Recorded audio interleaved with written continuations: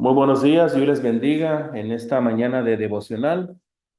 Vamos a empezar, hermanos, este devocional con un coro introductorio. Hay tres cosas que nos acercan a Dios. Una de ellas es el canto. El canto nos acerca a Dios. El canto tiene el propósito de nos recuerda quiénes somos ante Dios. Somos criaturas de Dios y como criaturas que le adoran. Entonces, esa parte es muy importante. Somos criaturas que adoran a Dios. Entonces, hay un segundo propósito que tiene el canto y es precisamente que siempre hay un mensaje que nos enseña, un mensaje. Y también cantar nos hace más felices, nos hace más felices. Entonces, esos son los tres grandes propósitos eh, de cantarle a Dios. Entonces, con esto en mente, voy a compartirles pantalla. Vamos a compartir esto. Vamos a cantar este coro que se llama Como el siervo. Usted puede cantar así con el micrófono desactivado ya saben que por cuestión del internet a veces no llega a tiempo la imagen y el sonido. Entonces, vamos a cantarlo. Lo voy a alejar poquito porque luego me dicen, hermano, cuando usted canta o cuando usted habla, aturde, dicen. Entonces, vamos a alejarlo un poquito, nomás, así nomás. Vamos, cantemos. Como el siervo con sed busca el río, oh Dios mío, te busco a ti.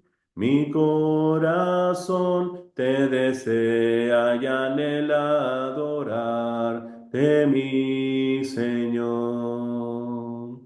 Fuerza y escudo eres para mí, mi espíritu se rinde a ti, mi corazón te desea y anhela adorarte, mi Señor. Vales más que el oro, la plata, tú me puedes satisfacer. Mi corazón te desea y anhela adorarte, mi Señor. Fuerza y escudo eres para mí, mi espíritu se rinde a ti, mi corazón te desea y anhela adorarte, mi Señor. Muy bien. Hay una segunda cosa que nos acerca a Dios.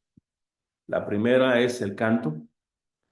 La segunda cosa es, la primera es el canto y la segunda cosa es la oración. Y vamos a dedicar este tiempo para orarle a nuestro Dios, para que bendiga este devocional que vamos a tener, que vamos a escudriñar, en el cual vamos a reflexionar. Le voy a pedir a mi hermano José, que me apoye, por favor, con la oración inicial. Cuando puedas, hermano, adelante. Vamos a orar. Amantísimo Dios Padre Santo, que mora en los cielos, el Todopoderoso, a quien damos gracias absolutamente por todo. En esta hora, bendito Dios, le suplicamos, le rogamos que nos abra nuestras mentes para escuchar tu palabra, que será dirigida por medio de nuestro hermano Horacio, que la entendamos y la pongamos en un hecho en nuestras vidas, Señor. Le rogamos, bendito Dios, que nos dé su bendición y su ayuda. Gracias le damos en el nombre de su Hijo amado, Cristo Jesús. Amén. Amén y amén. Hermano Horacio, nomás le Gracias. pido excusas porque mi voz no me ayuda mucho. Mi No, voz Continúe, hermano, continúe, disculpe. Y le pido disculpas, trato de hablar, pero a veces se me va, se me corta. No tengo gripa, nada, pero es la voz que no me... Está bien, hermano, no se preocupe. Sabemos que esa oración, como fue apropiadamente dirigida al Padre y en el nombre de Cristo, sabemos que llega a su presencia por más corta que sea. Gracias, hermano José, gracias. Vamos a empezar este devocional. Estamos estudiando, estamos reflexionando en el Evangelio de Juan, un evangelio altamente teológico, altamente espiritual. Hay quienes precisamente en su imaginación muy volátil, por así decirlo, han tratado de ponerle un símbolo a los relatos del evangelio, ¿no?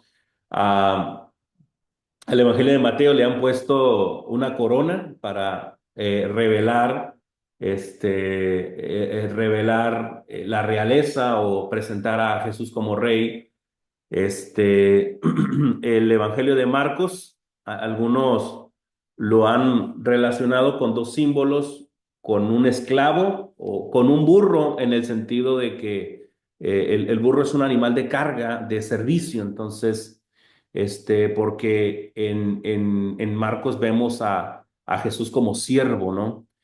Y el Evangelio de Lucas, el relato de Lucas, pues ese por lo regular lo presentan como un hombre, ¿no? Porque presentan a Jesucristo como el Hijo del Hombre, ¿no?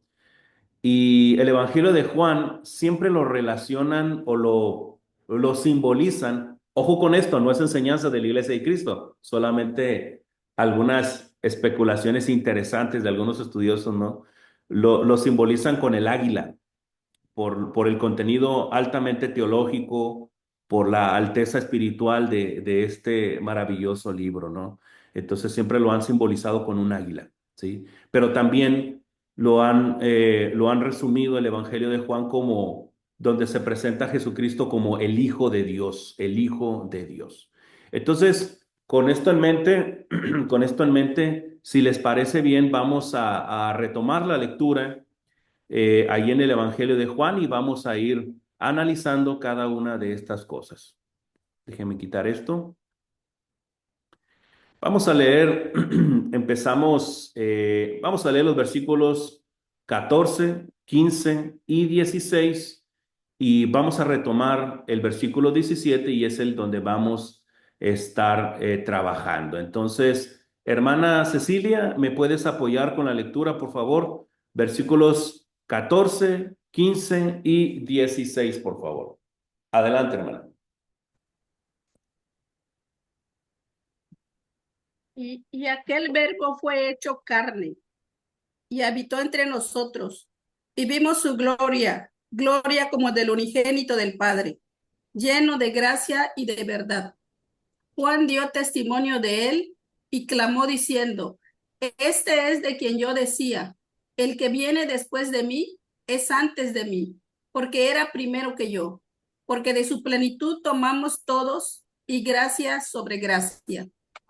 Gracias, hermana. Solamente recordar algunas cosas antes de pasar al texto base que vamos a empezar a analizar hoy. Cuando dice la fraseología y aquel verbo fue hecho carne, ¿sí? Se refiere a Jesús, ¿verdad? A ese que se presentó en Juan 1:1, en el principio era el verbo y el verbo era con Dios y el verbo era Dios. Aquel verbo de Juan 1:1 fue hecho carne. SARS. Fue hecho carne y concatenado con y habitó entre nosotros. La palabra habitó es que no. Toda esa fraseología, toda esa expresión está diciendo que aquel verbo eterno, aquel verbo divino, ¿verdad? Se materializó, se tabernaculizó, como la dice la Biblia textual, ¿sí? Y esto, hermanos, les había comentado que esto es grande, esto es maravilloso, porque ahí se cumple el nombre de Manuel, Dios con nosotros.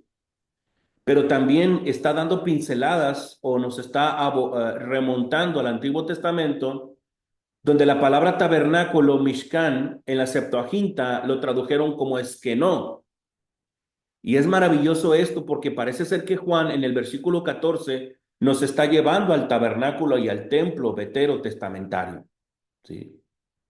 Nuestra mente tiene que ir allá para entenderlo, pero a su vez entender la grandeza de la presencia de Dios en la persona de Cristo. Entonces dice Juan un tema, dice un tema que ya repite en la primera carta de Juan 1 al 4, dice, y vimos su gloria, dice, gloria como del unigénito del Padre. Juan la palpó, Juan lo sintió, Juan estuvo cerca de esa gloria, la vio con sus ojos, la vivió, la experimentó, lo miró de primera mano. La palabra gloria, doxa, puede significar, número uno, puede referirse a toda esa maravillosa enseñanza del maestro, puede aludir también a todo ese poder desplegado en el ministerio terrenal del maestro.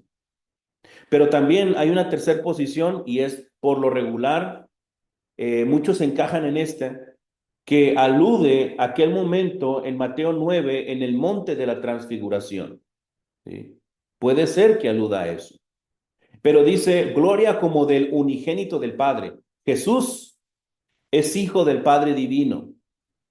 Y así como un hijo trae el ADN, trae la información genética de papá y de mamá, el tipo de cabello, el color de piel, la nariz, el caminado, algunas expresiones, Jesucristo trae la naturaleza del Padre, omnipotente, omnisciente, omnibenevolente, santo, justo, eterno, misericordioso, todas las cualidades que son propias de Dios.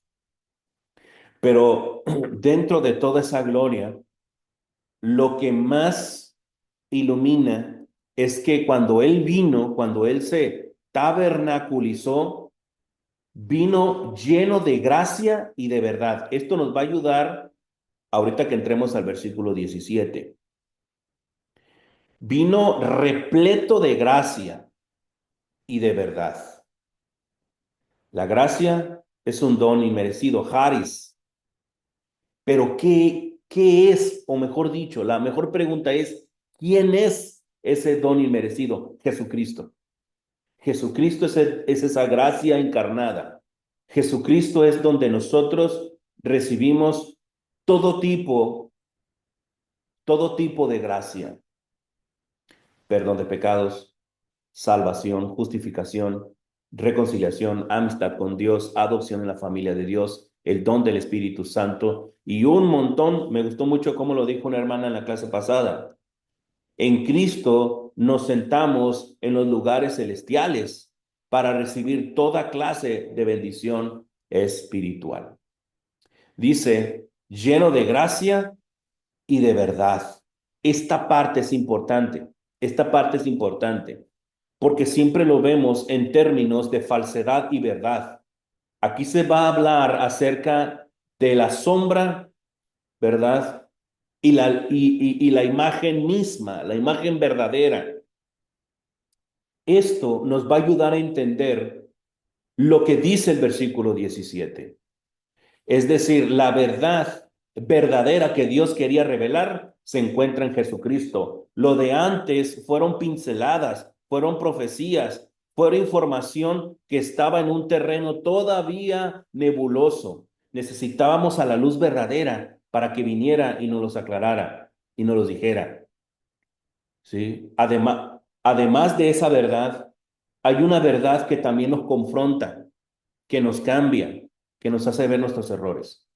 Y dice el versículo 17, ese tema ya lo vimos abundantemente en el devocional pasado. Dice, Juan dio testimonio de él y clamó diciendo, este es de quien yo decía, el que viene después de mí es antes de mí porque era primero que yo. Recuerden, hermanos, que habíamos comentado que en aquel entonces se había levantado un grupo de personas de la iglesia del Señor que estaban defendiendo a Juan el Bautista y diciendo particularmente, ¿verdad?, que quien era el verdadero Mesías era Juan y no Jesucristo, que Jesucristo lo relegó, que Jesucristo lo quitó. Y Juan el Evangelista, habiendo sido discípulo de Juan el Bautista, él está declarando cuál era el ministerio de Juan Bautista. Juan dio testimonio de él porque era el heraldo, el precursor, y clamó: este es de quien yo decía, seguramente aludiendo al bautismo de Jesús. El que viene después de mí es antes de mí. Cuando dice el que viene después de mí, era porque Juan le llevaba 6 meses.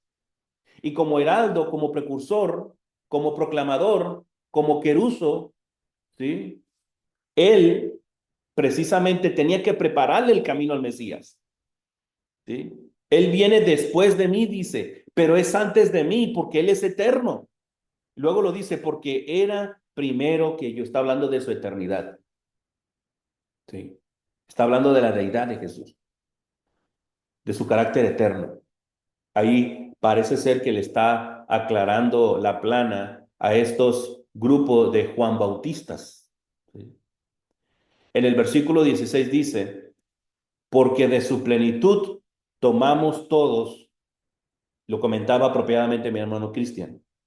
Aquí parece ser que alude a una fuente de agua, una fuente de vida que es Jesucristo, y de la cual todos bebemos, y de la cual todos nos proveemos abundantemente. Y dice: gracia sobre gracia, bendición tras bendición. Día a día somos bendecidos por Dios. Obviamente que todo esto encuadrando en los términos que la verdad establece. El tema de la gracia se va a contrastar en el versículo 17. Le voy a pedir a mi hermana Alma Rosa que me apoye por favor con el versículo 17. Vayan poniendo atención, hermanos, porque vamos a ir preguntando. Me gustaría que todos participasen y vayan reflexionando y pensando sobre esta cuestión. Versículo 17, hermana Alma Rosa, por favor. Sí, pues la ley por medio de Moisés fue dada, pero la gracia y la verdad vinieron por medio de Jesucristo. Gracias, hermana, muy amable. Obviamente que nosotros, hermanos, nosotros ya notamos este gran contraste que el evangelista está presentándonos, ¿sí? Está hablando desde el versículo 15, desde el versículo 14, perdón, nos está planteando el tema de la gracia y de la verdad, pero aquí va a venir el contraste.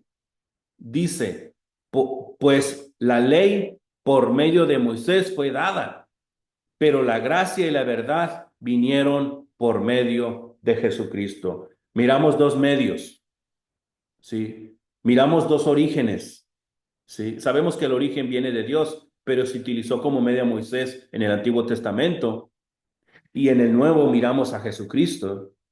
Pero la gran pregunta que quiero hacerles en esta mañana para poder entender, ¿sí?, y dar su debida aplicación en su momento: ¿cuáles eran estos contrastes entre la ley y la gracia de Cristo? Porque es en donde estamos viviendo ahorita. La pregunta es: ¿cuáles son los grandes contrastes, hermanos? Los escucho. Quien quiera participar. En la ley, pues era solamente para el pueblo de Israel. Y cuando vino Cristo, ahí ya incluye a todas las naciones. Muy bien. Efectivamente, entonces había un enfoque muy particular sobre el pueblo de Israel, ¿sí? Entonces, ahorita la ley de Cristo, su gracia, que es una ley de amor, por supuesto, pues ya abarca a todos, incluyendo a nosotros, ¿no? Y más que una serie de requisitos muy específicos, sabemos que la ley se resume en: ama al Señor tu Dios con todo tu corazón, con todas tus fuerzas y con toda tu mente y con toda tu alma, y ama a tu prójimo como a ti mismo. Ahí se cumple toda la ley. Pero gracias a Dios, hoy en su gracia, todos estamos incluidos, obviamente obedeciendo el Evangelio de Jesucristo. ¿Qué más, hermanos? ¿Cuáles son los grandes contrastes que existen entre ambos? Los escucho. ¿Qué más podemos decir, hermanos?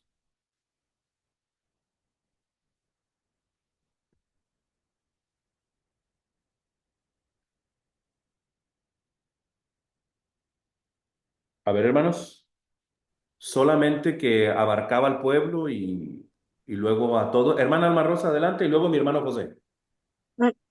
Yo pienso que también el contraste es que ahora con Jesucristo y al conocerlo y reconocerlo por medio del bautizo obtenemos el compromiso de salvación para nosotros. Claro que sí, definitivamente no. En el Antiguo Testamento había una serie de requerimientos muy específicos, había toda una ritualística, ¿sí? Lo habíamos comentado la semana pasada, ¿no? Nosotros podemos, hay muchas figuras y ninguna va a ser 100% confiable, por así decirlo, o 100% exacta, esa es la palabra. No todas las figuras de contraste son exactas, pero yo lo veo así, hermanos. El Antiguo Testamento, la ley, era como enseñarle a un niño a caminar o andar en bicicleta, ¿sí? O a un niño que empieza a conocer los colores, las letras, empieza a pronunciar su nombre, empieza a entender quién es. El Nuevo Testamento, en esta era de la gracia, ya son otros niveles, ¿sí? Ya es un nivel más universitario, ¿sí? Más intelectual, más desarrollado, ¿sí? Entonces, en esos términos podríamos verlo así de manera figurada, pero no tan exacta, pero nos ayuda a entender toda esta cuestión. Pero hay más, hermanos, ¿eh? Hay más, hermano José. Pues corrígeme si estoy equivocado, hermano. Pensando en lo que están diciendo, que en la ley había parte de lo que dijeron ahorita, requisitos que cumplir por la ley que Dios había dado al pueblo de Israel.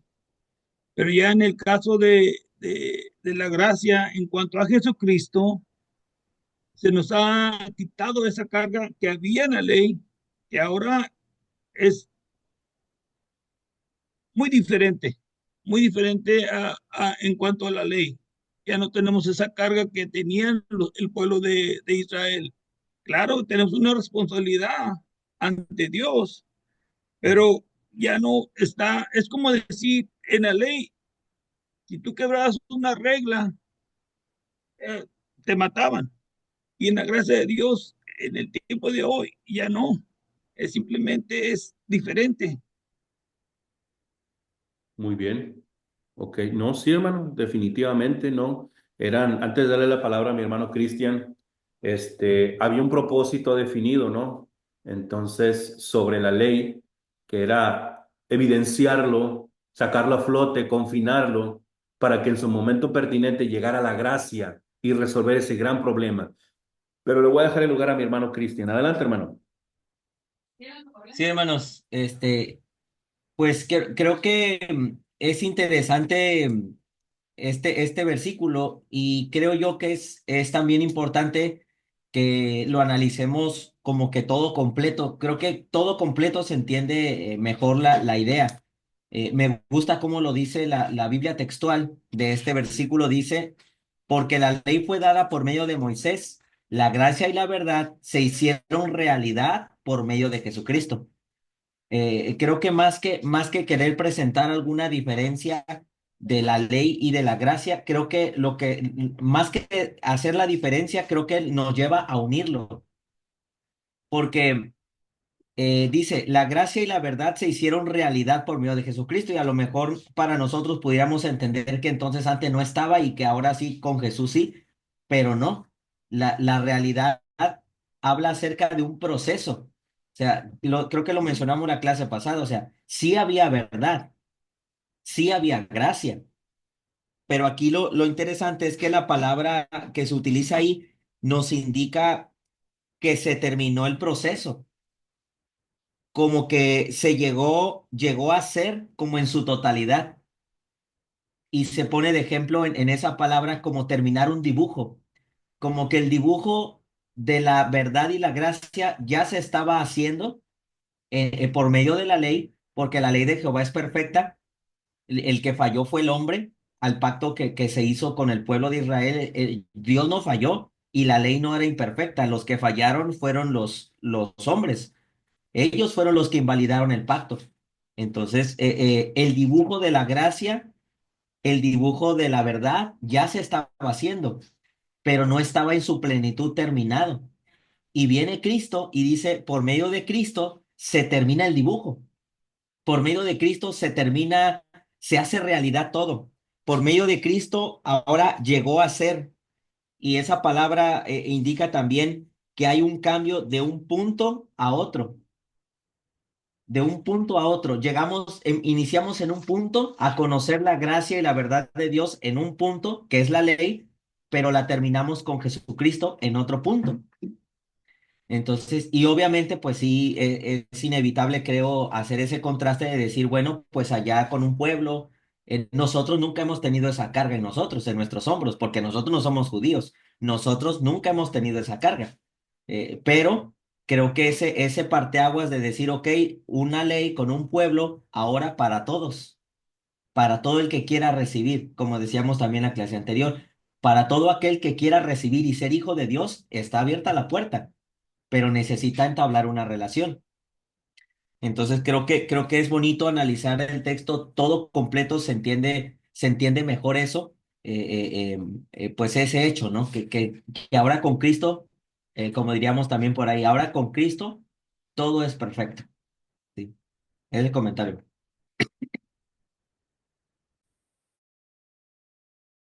Tienes apagado tu micrófono. Gracias, hermano. Me recuerda mucho lo que dice mi hermano Cristian con el discurso del Sermón del Monte. Es interesante, ¿no? Es correcto lo que dice nuestro hermano Cristian en el sentido de que eh, pensamos, se cree, cuando llega ahí en Marcos capítulo 12, versículos 28 en adelante, que llega un adversario de Jesús, no sé si con nobles intenciones o sinceras intenciones, pero lo cierto es que le pregunta al Señor, maestro, ¿cuál es el más importante de todos los mandamientos, ¿no? Se piensa que había alrededor de 113 mandamientos, algunos positivos y otros negativos, prohibiciones y permisiones, ¿no? Pero el Señor lo va a sintetizar de una manera formidable.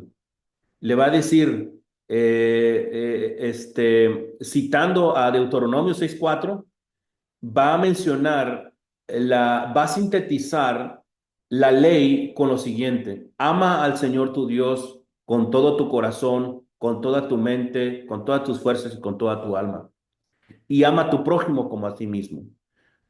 Mucha gente puede pensar, bueno, ahí el Señor cambió la ley, pero no es cierto. Él estaba citando Deuteronomio, él estaba citando Levítico 19, trayendo precisamente como que siempre en la ley estaba el Espíritu de Dios ahí. Hay principios eternos y valores eternos ahí, hermanos, ¿sí?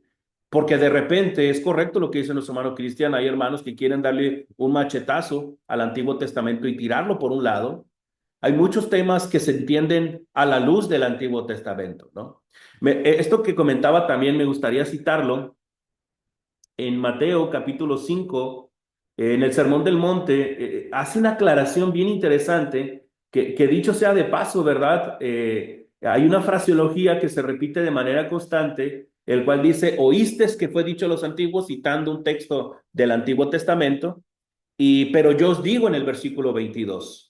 Pero antes de eso, hay una pequeña aclaración bien interesante por ahí. Dice, versículos 17 al 18, dice, no penséis que he venido para abrogar la ley o los profetas. la expresión abrogar en ciencia política, ¿sí? Habla acerca de quitar totalmente una ley para poner otra. En esos términos, la palabra abrogar, catalúo, ¿sí? Se refiere particularmente, es como si dijera, yo no vengo aquí para quitarle el valor a la ley o para que deje de ser ineficaz, dice. Dice, no he venido para abrogar, sino para cumplir, dice. Esa palabra cumplir, hermanos, es verdaderamente interesante, ¿verdad? Porque lo decía ahorita mi hermano Cristian. El Señor no vino para abrogar, Él vino para cumplir la ley, pero en términos precisamente de perfeccionarla o de completarla, hermanos, ¿sí?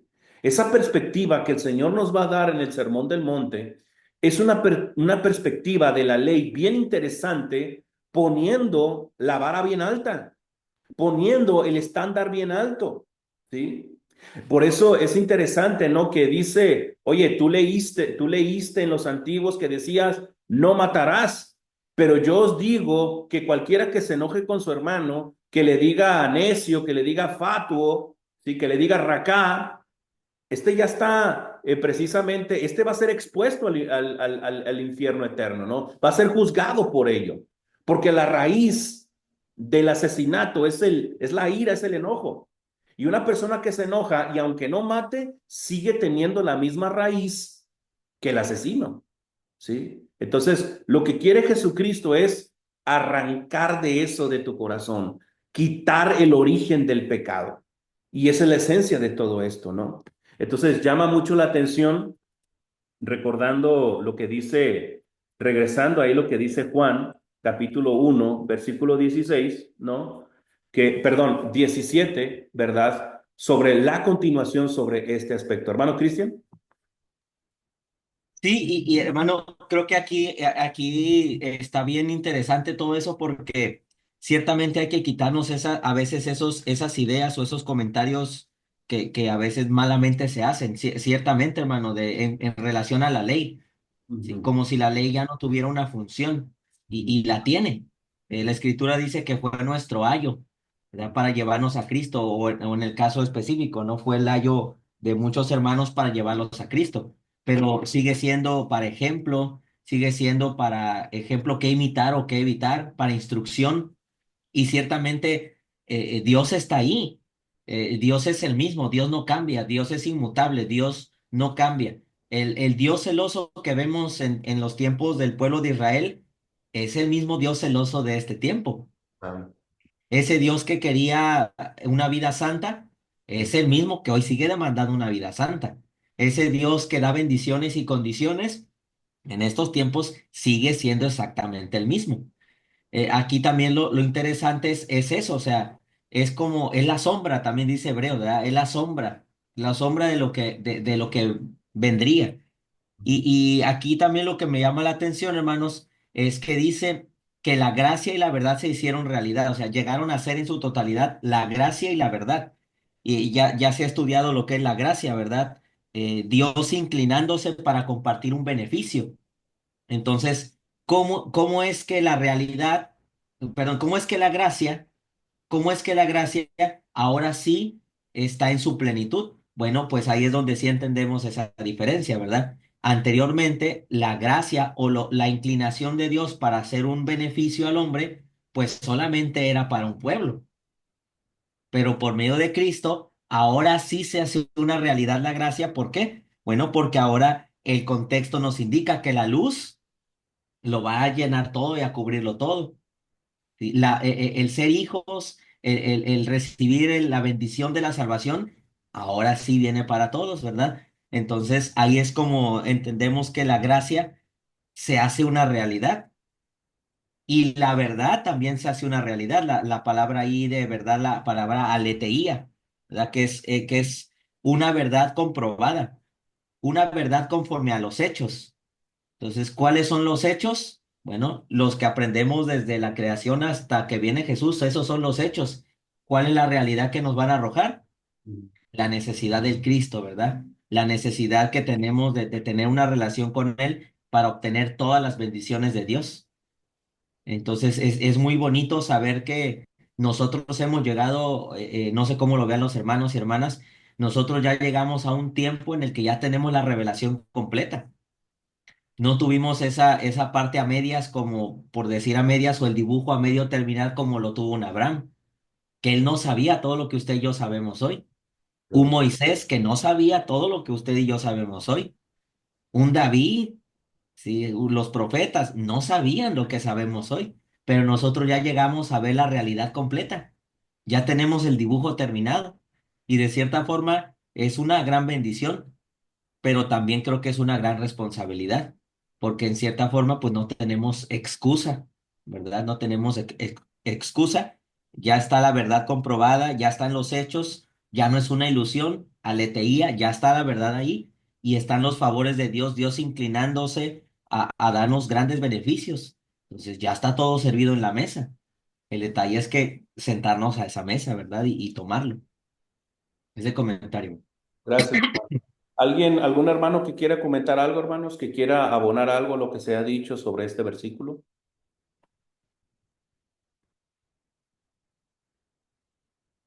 Mi hermana Basilia miró al hermano Juan como que quiere decir algo. Que diga, que diga. Sí, la hermana Basilia le dijo, eh, Nada, estábamos comentando eso de que antes eran sacrificios que hacían los sacerdotes y hoy en día ya no son sacrificios físicos o materiales, pero ahora son espirituales, lo que nos pide Dios. sí, Era eso. es correcto, hermana. Es correcto. ¿Qué más, hermanos? ¿Algún otro Está comentario? excelente, ¿verdad, hermano?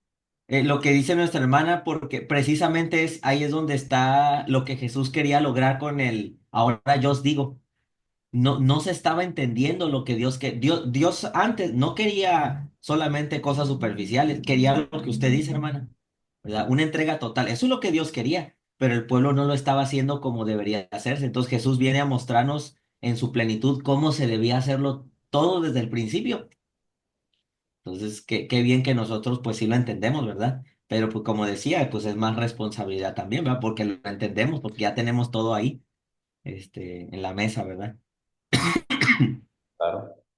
¿Algún otro comentario, hermanos, que quieran aportar? Bien. Algo que se debe de decir, si alguien quiere comentar, levante la mano y el emoji de la manita. Es interesante, fíjense, este panorama que tenemos de la ley y la gracia, aplicándolo en un término de proceso, sabemos que recién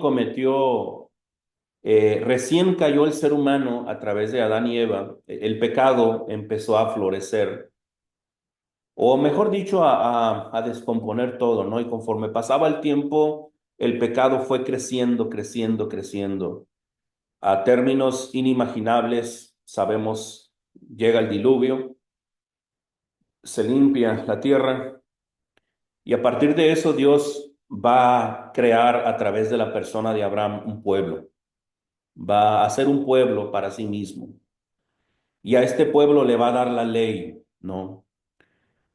Y desde nuestra perspectiva, hermanos, nosotros vemos la ley como una cuestión de tratar, tratar de sacar a flote el pecado, ¿sí?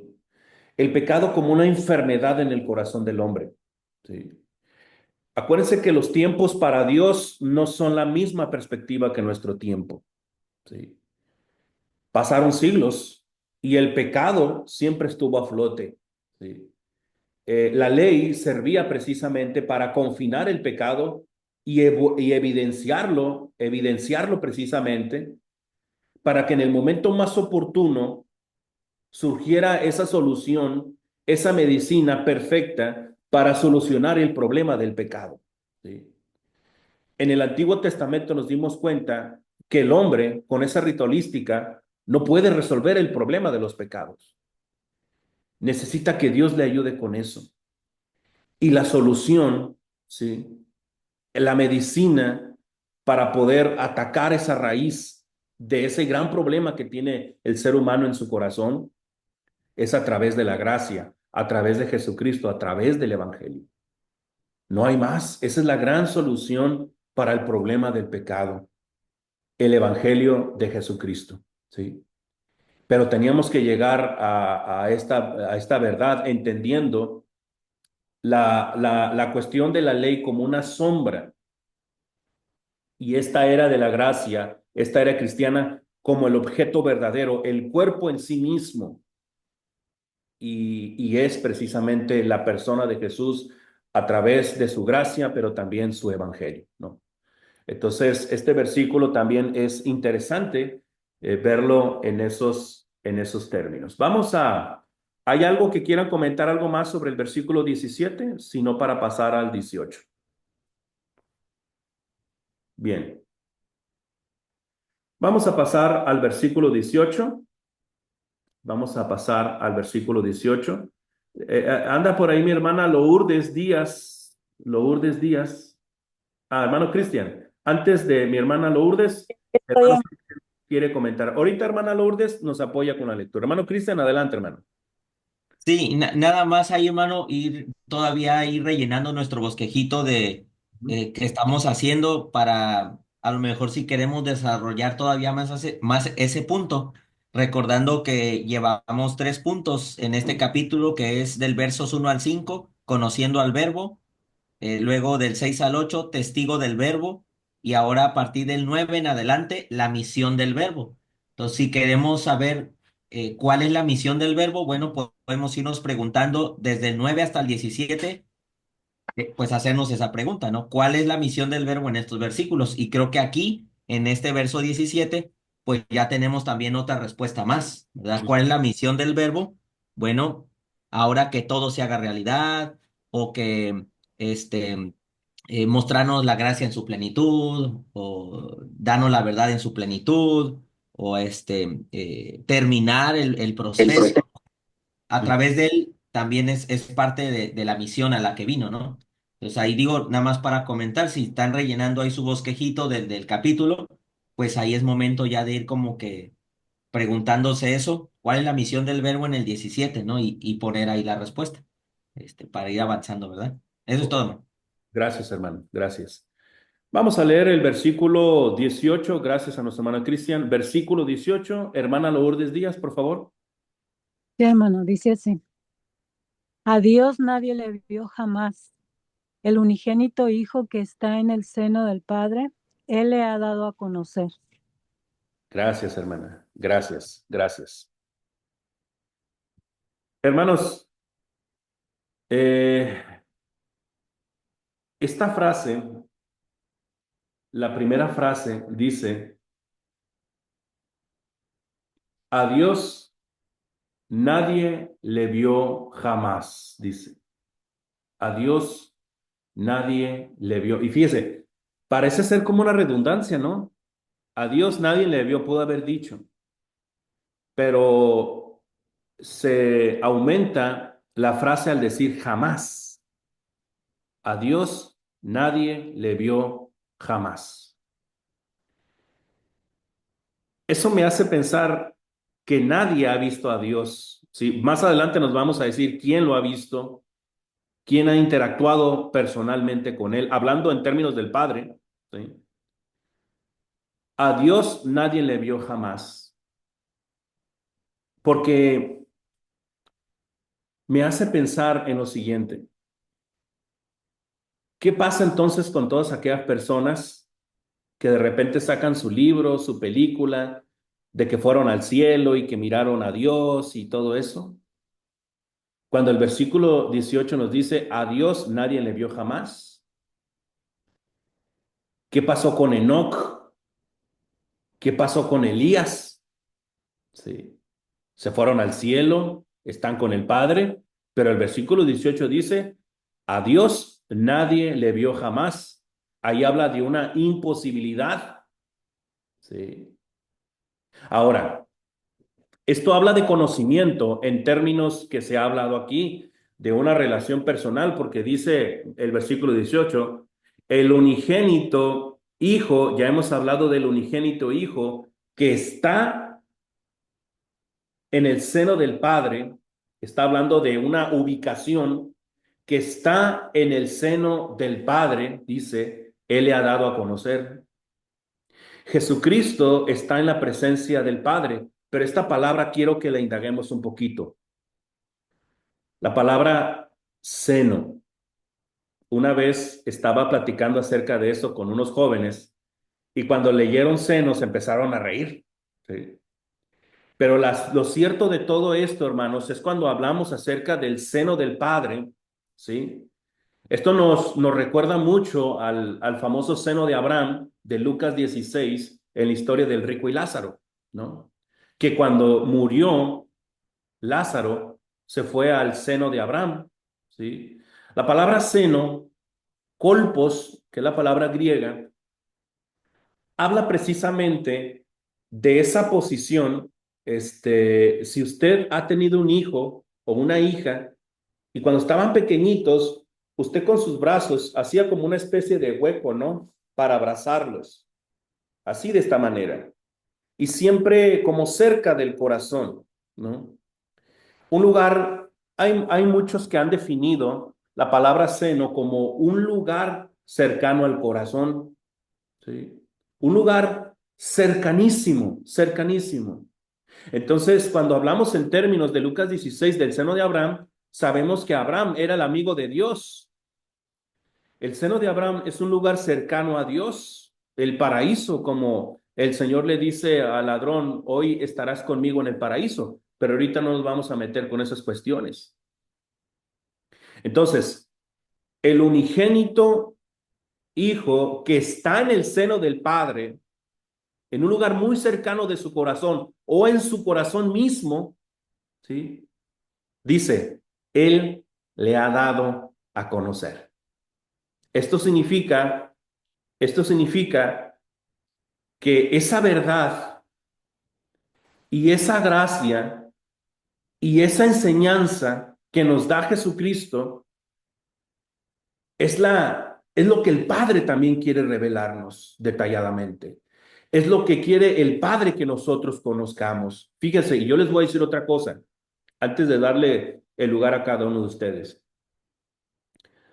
La palabra conocer, ahí ya no es ginosco, ya no es ginosco, como un conocimiento íntimo, cercano, familiar. Ahí se utiliza la palabra egegeomai. Yo sé que está rara esa palabra. De egegeomai viene la palabra exégesis, ¿sí? Viene la palabra exégesis de la palabra conocer. Cuando dice que a Dios nadie le ha visto jamás, sino que aquel que está en el corazón del Padre, Él nos lo revela detalladamente. Él nos explica quién es Dios. Él nos lo revela, ¿sí? Entonces, cuando Él dice, Él le ha dado a conocer, dice, significa que Cristo es la exégesis de Dios. No sé, hermanos, ¿qué opinen ustedes de este versículo 18? ¿Alguien que quiera participar, comentarnos algo sobre esto, hermanos? ¿Cómo es? Porque podemos confiar plenamente en Jesucristo, en su deidad, en su persona, en su enseñanza, ¿sí? Entonces, porque Él es quien nos revela al Padre. Entonces, ¿qué debemos hacer, hermanos?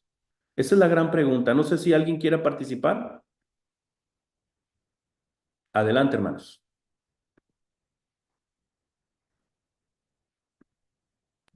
Yo creo que lo que debemos de hacer es acercarnos al seno de nuestro Señor Jesucristo. ¿Y cómo lo podemos hacer, hermano Juan? ¿Qué tenemos para hacer eso? ¿Con qué contamos? Pues a través de la oración, a través pues de estudiar su palabra, creo yo. ¿Sí?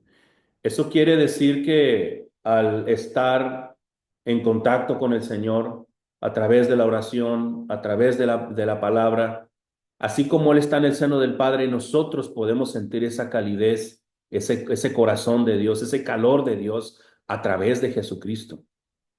Pero ¿qué más podemos decir, hermanos? ¿Qué más? ¿Cómo podemos acercarnos a Dios a través de Bueno, Jesucristo? Hermano Cristian, adelante. Sí, primero me gustaría que la primer parte a Dios no le vio, nadie le vio jamás. Creo que tenemos algunos pasajes, ¿verdad? Sobre todo en el Antiguo Testamento que le llamamos sobre gente que tenía pláticas con Dios, ¿verdad? Y tenía pláticas tan cercanas y decía que le vio, vio las espaldas o que vio la zarza o que vio tantas cosas, ¿no? Pero creo que lo que nos ayuda a entender muy bien esa frase porque ya ha pasado que a veces se encuentran pasajes donde dice que se le vio cara a cara. Ujú, Entonces dice uno, bueno, hermano, ¿por qué entonces dice Juan que a Dios nadie le vio jamás? Pero a esos pasajes vemos que cara a cara y que las espaldas y que esto y lo otro. Bueno, creo que es muy interesante que entender esta frase de a Dios nadie le vio jamás, tal cual es Él. ujú, Lo que vemos son figuras, sombras, pláticas en confianza, pero tal cual es Dios, nadie. O sea, nadie le ha visto tal cual es Dios. Se han visto sombras, se han visto figuras, se han visto zarzas, se han visto torbellinos, se ha visto fuego, se ha visto la gloria, pero a Dios como Él es, tal cual es Él, nadie. ujú, Lo hermoso de todo esto es que, haciendo también una aplicación de esta frase, es que nosotros tendremos el privilegio, si somos fieles, ahora sí, de conocerlo tal como es Él, como dice el himno, ¿no? Tal como eres tú. Ahora sí, conocerlo tal como es Él, pero para eso es una recompensa de haber encontrado, tenido esa relación con el verbo, ¿verdad? Con la luz. Entonces, nada más para aclarar, por si acaso encontramos pasajes o vemos pasajes que cara a cara, que en confianza, que las espaldas, que esto, otro. Bueno, tal cual es Dios, nadie. Tal cual es Él, nadie. Entonces, al menos de esa parte primera es lo que comento, man.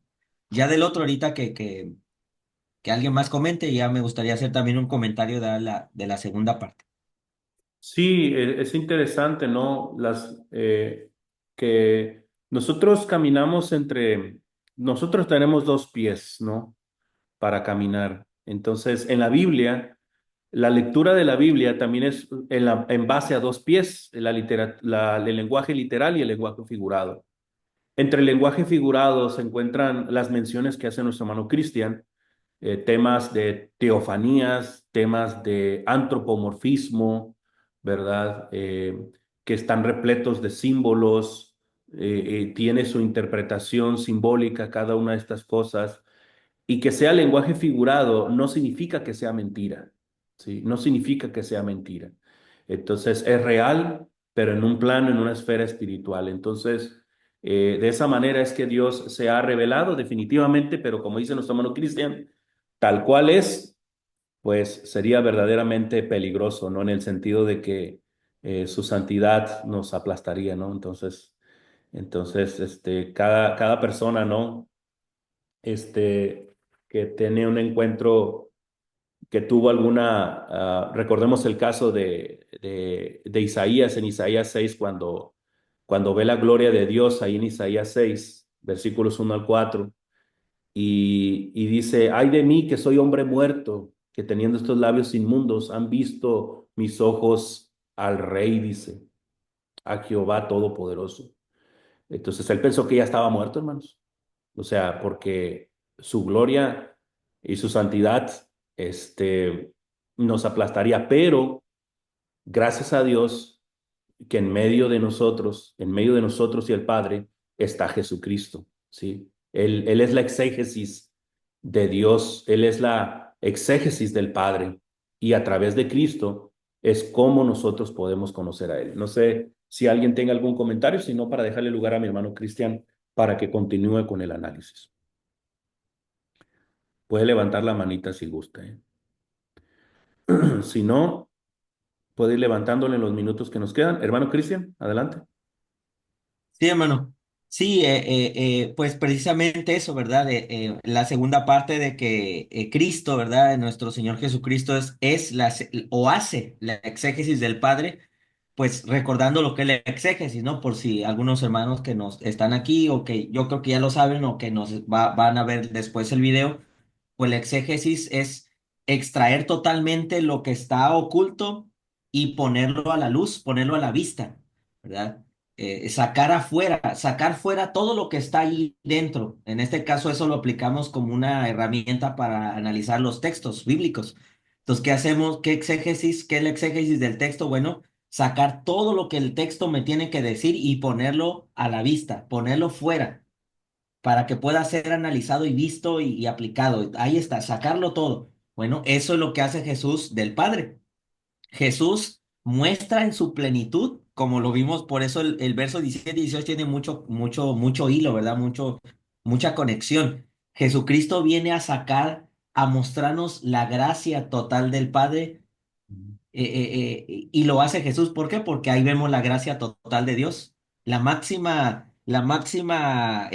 beneficio de ese Padre inclinado hacia el mundo es, pues, dar al Hijo. Entonces, ahí está la exégesis del Padre. Jesucristo viene a hacer exégesis del Padre, ¿cómo? Mostrando en su plenitud, sacando toda la gracia en su máximo esplendor. La máxima demostración de la gracia del Padre, enviar al Hijo. La máxima expresión de la verdad del Padre, eh, dar al Hijo, que es la verdad que necesitamos para llegar al Padre. Entonces, el Hijo viene a mostrarnos la plenitud de Dios, cómo es Dios en su plenitud. Entonces, es lo que hace Jesús y es lo que vemos aquí en la carta de Juan, ¿verdad? Juan 14, Juan 15, cuando le preguntan, muéstranos al Padre y nos basta, ¿verdad? Y que dice, tanto tiempo hace que estoy con nosotros y no, todavía no me conocen, ¿verdad? El que me ha visto a mí, ha visto al Padre. ¿Cómo Mm. dices tú, muéstranos al Padre? Bueno, porque yo estoy sacando todo. ¿Verdad? Todo lo que Dios es, lo que quiere dar, aquí está, yo lo estoy haciendo. Entonces, ese es mi comentario, hermano. Como decíamos hace rato, ¿verdad? En Cristo tenemos todo. Mm. Malamente la gente que rechaza a Jesús o los gnósticos de esos tiempos que no querían reconocer el papel de Jesús, pues muy mal, ¿verdad? Porque en Cristo tenemos todo, ¿verdad? Por eso Él es el yo soy, ¿verdad? Y pues malamente, ¿verdad? Gente que no quiere una relación con Dios, que no quiere una relación con Cristo, que no ven que Él es el camino, la verdad y la vida, pues muy mal, porque pues si no lo tenemos a Él, pues no tenemos nada, ¿verdad? Así es. Eso es.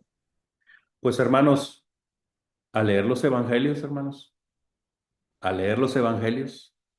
No diga, pues es que ya leí Mateo, ¿para qué leo Marcos? O ya leí Marcos, ¿para qué leo Lucas? No, hay que leer los cuatro.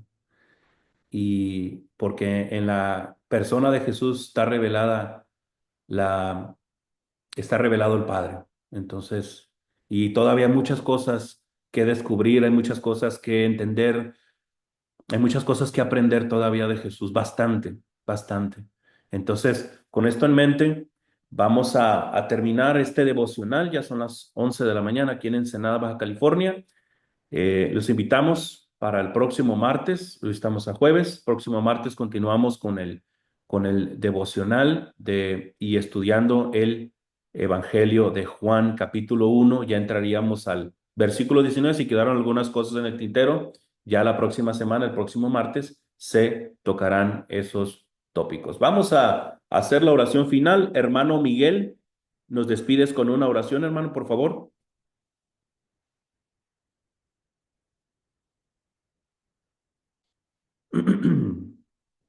Si no está mi hermano Miguel, hermano Juan,